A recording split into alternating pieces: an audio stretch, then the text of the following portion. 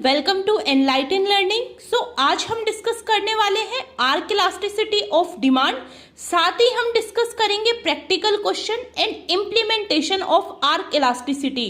काफी important topic हो जाता है ये आपके सभी एग्जाम्स के लिए। चलिए स्टार्ट करते हैं। आर्क इलास्टिसिटी मेथड आपका दूसरा मेथड हो जाता है, सेकंड मेथड हो जाता है प्राइस इलास्टिसिटी ऑफ डिमांड का। Already total outlay method means expenditure method हम डिस्कस कर चुके हैं। अगर आपने वो वीडियो नहीं देखी है तो प्लीज देख लीजिएगा।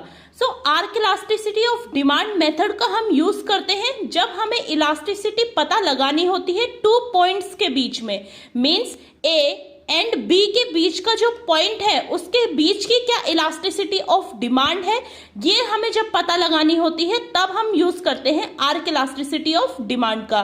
ध्यान रखिएगा, हमें elasticity of demand A and B की नहीं पता लगानी, यहाँ पर हमें इनके बीच की मिड पॉइंट की जब हमें इलास्टिसिटी मेजर करनी होती है उस पॉइंट को बोला जाता है आर्क इलास्टिसिटी ऑफ डिमांड। ये मेजर कैसे होगी? ये आपकी मेजर होती है एवरेज लेकर, means A and B point का अगर हम एवरेज ले लेते हैं तो वो आपका कहलाता है मिड पॉइंट। मिड पॉइंट का फॉर्मूला हो जाता है आपका एवरेज किसका? प्राइस का। मींस एवरेज हम कैसे लेते हैं? 10 + 5/2, तो ये आपका एवरेज हो जाएगा प्राइस का। ऐसे ही डिमांड का 100 + 200/2, ये आपका डिमांड का एवरेज हो जाएगा। एवरेज लेने के बाद होगा आपका मिड पॉइंट। आपका मिड पॉइंट निकल कर आ जाएगा क्वांटिटी का भी और आपके प्राइस का भी।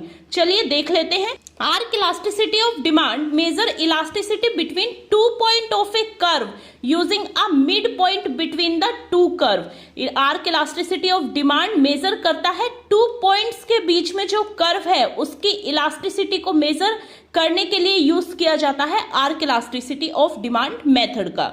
हमारा इलास्टिसिटी ऑफ डिमांड का जो ओल्ड फॉर्मूला होता है, जर्नल फॉर्मूला होता है, वो ये था, change in quantity upon real quantity into change in price upon real price. Arc elasticity of demand में हम ले लेते हैं यहाँ पर mid point. Mid point means यहाँ पर हम लेते हैं एवरेज, क्योंकि दोनों के पॉइंट की मिड वैल्यू कैलकुलेट करनी है तो उसके लिए हमें एवरेज लेना पड़ता है। आपका फॉर्मूला हो जाता है change in quantity upon change in price, in price का मिड पॉइंट, प्राइस का एवरेज अपॉन आपकी क्वांटिटी का एवरेज, आपकी क्वांटिटी का मिड पॉइंट। ये इसका फॉर्मूला हो जाता है किसका? आर्क इलास्टिसिटी ऑफ डिमांड का। देखिए, जो हमारी इलास्टिसिटी ऑफ डिमांड हम कैलकुलेट करते थे वहां पर हम बेस रखते थे क्वांटिटी को एंड प्राइस को। मींस यहाँ पर आपकी क्वांटिटी बेस होती थी 100 और आपका price 5। But arc elasticity of demand में दोनों का एवरेज बेस हो जाता है जब भी हम कैलकुलेट करते हैं आर्क इलास्टिसिटी। आपको ये लर्न रखना है कि आर्क इलास्टिसिटी ऑफ डिमांड का यूज वहां होता है जब हमें 2 मिड पॉइंट के बीच की इलास्टिसिटी कैलकुलेट करनी होती है। चलिए प्रैक्टिकल क्वेश्चन देख लेते हैं आर्क इलास्टिसिटी ऑफ डिमांड का। आर्क इलास्टिसिटी ऑफ डिमांड से प्रैक्टिकल क्वेश्चन काफी रेस हो सकते हैं, क्योंकि यहाँ पर आपकी मिड पॉइंट की इलास्टिसिटी पूछी होती है, ना कि आपकी किसी भी प्राइस की या फिर डिमांड की। यहाँ पर इलास्टिसिटी पूछते हैं मिड पॉइंट की।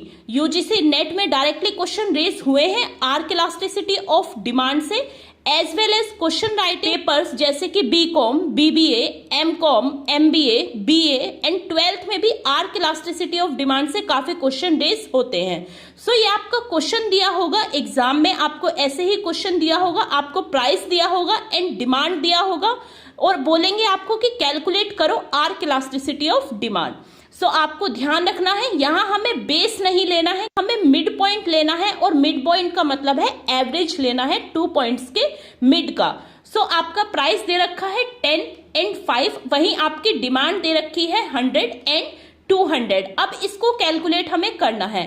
आर्क इलास्टिसिटी ऑफ डिमांड का फॉर्मूला होगा change in quantity upon change in price, P1 + P2 means आपका old price and new price upon Q1 + Q2 means यहाँ पर हम ले रहे हैं क्या? Mid point, mid value. आपका चेंज इन क्वांटिटी कितनी है? आपका यहाँ पर चेंज आया है 100 रुपीज का एंड चेंज इन प्राइस है आपका 5 रुपीज का, इनटू P1 + P2 कितना है? 10 + 5 हो गया आपका 15 एंड 100 + 200 हो गया आपका 300। फॉर्मूले में पुट करा, 0 से 0 कट गई हमारी एंड 5 3 जा 15। सो ये आपका आ गया 3/3। इसे कट किया 3 1 जा आपका 3। आपका आंसर आया 1। यानी कि ये जो आपकी इलास्टिसिटी ऑफ डिमांड है ये कैसी है? Unit elasticity of demand. मैंने डिग्रीज को लर्न रखने की ऑलरेडी आपको ट्रिक बता रखी है, जिससे आप डिग्रीज को कभी भी नहीं भूलोगे। सो अगर आपने वो वीडियो नहीं देखी है तो प्लीज देख लीजिएगा। ये हमारा क्वेश्चन हो जाता है, प्रैक्टिकल क्वेश्चन हो जाता है आर्क इलास्टिसिटी ऑफ डिमांड का। आशा करती हूं आपको आर्क इलास्टिसिटी ऑफ डिमांड अच्छे से क्लियर हो गया होगा। अगर आपको वीडियो पसंद आई हो, वीडियो को लाइक करें, शेयर करें एंड सब्सक्राइब करना ना भूलें। Thank you for watching this video guys.